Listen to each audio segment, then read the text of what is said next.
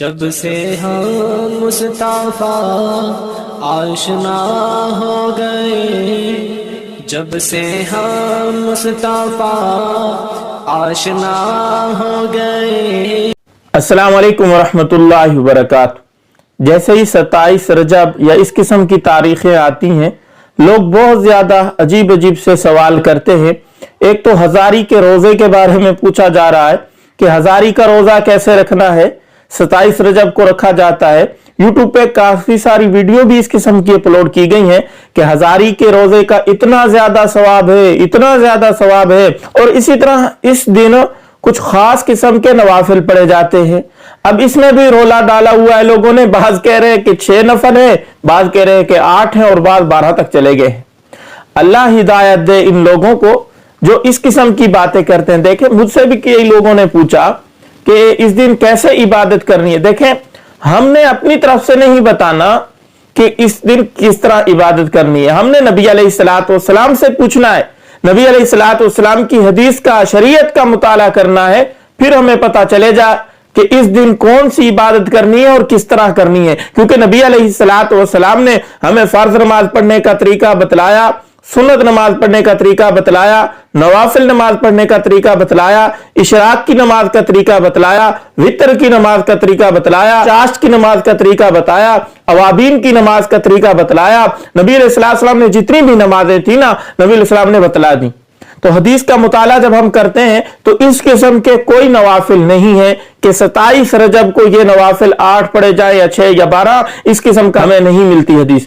اور اس طرح صحابہ اکرام کا ہم عمل دیکھیں تو صحابہ اکرام نے بھی اس دن کوئی خاص نماز نہیں پڑھی۔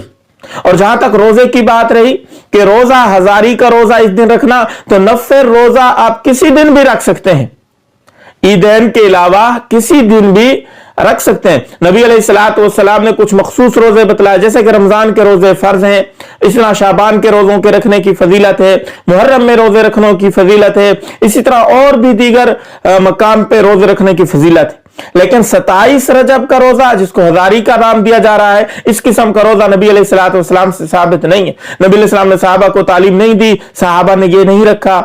اسی طرح ہمارے اکابر نے بھی یہ روزہ اس کو ضروری نہیں سمجھا، اولیاء اللہ نے بھی اس کو ضروری نہیں سمجھا۔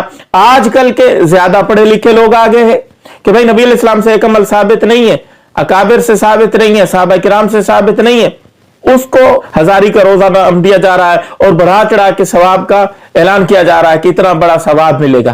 دیکھیں، نوافل روزے جس طرح اور آپ رکھ سکتے ہیں، 27 رجب کو بھی رکھ سکتے ہیں، لیکن اس کو یہ ضروری سمجھنا کہ اس کے اوپر اجر و ثواب زیادہ ہے، تاکید کے ساتھ رکھنا۔ میں نہیں رکھوں گا تو اتنے بڑے ثواب سے رہ جاؤں گا، ضروری سمجھ کے رکھنا۔ یہ خرافات میں ہے، بدعات میں ہے، عقیدے میں بگاڑ آئے گا۔ جو نبی علیہ الصلوۃ والسلام سے عمل ثابت نہیں ہے، اس کو شریعت کا حصہ ماننا، اس کے اندر نبی علیہ السلام سے ثواب ثابت نہیں ہے، اس کو بڑا ثواب چڑھا کے ثواب بیان کرنا، یہ بدعات میں سے ہے۔ عقیدے کی درستگی چاہیے، عقیدہ اس سے بگڑے گا۔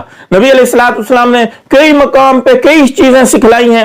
رجب بھی نبی علیہ السلام کی زندگی میں ضرور آیا ہوگا۔ 27 رجب کو نبی علیہ السلام معراج پہ گئے ہیں، وہ واقعہ احادیث میں، قرآن میں موجود ہے۔ لیکن یہ کہ اس دن روزہ رکھنا اور روزے کی فضیلت اور نوافل کی اتنی فضیلت ہے، اتنے نوافل پڑھنے ہیں، یہ خرافات بدعات میں سے ہے، شریعت سے اس کا کوئی لینا دینا نہیں ہے۔ اس لیے میرے محترم، عرض یہ کرنی تھی کہ جو بھی شریعت کے خلاف کوئی چیز ہو، چاہے وہ بظاہر کتنی ہی خوبصورت نظر آ رہی ہو، اس کے اندر بظاہر کتنا ہی لگ رہا ہو کہ یہ بہت زیادہ اجر و ثواب ہے اس کے اندر، وہ نہیں کرنی چاہیے، کیونکہ وہ شریعت سے ثابت نہیں ہے۔ اس قسم کی جب بھی یوٹیوب پہ ویڈیو اپلوڈ ہوں، اس قسم کا کوئی بتا رہا ہو مسئلہ، تو ہمیں علماء سے رجوع کرنا چاہیے، پوچھنا چاہیے کہ آیا اس کی فضیلت ہے یا نہیں۔ محض یوٹیوب کی ویڈیوز دیکھ کے، سوشل میڈیا پہ اس قسم کی پوسٹیں دیکھ کے اس کے اوپر عمل نہیں کرنا چاہیے۔ یہ جو ہے جہنم کا ایندھن بنے گا، الٹا وبال بن جائے گا بجائے ثواب کے۔ اللہ رب العزت ہمیں حق سچ سمجھنے کی توفیق عطا فرمائے۔ کلپ کو شیئر بھی کیجیے گا۔ السلام علیکم ورحمۃ اللہ وبرکاتہ۔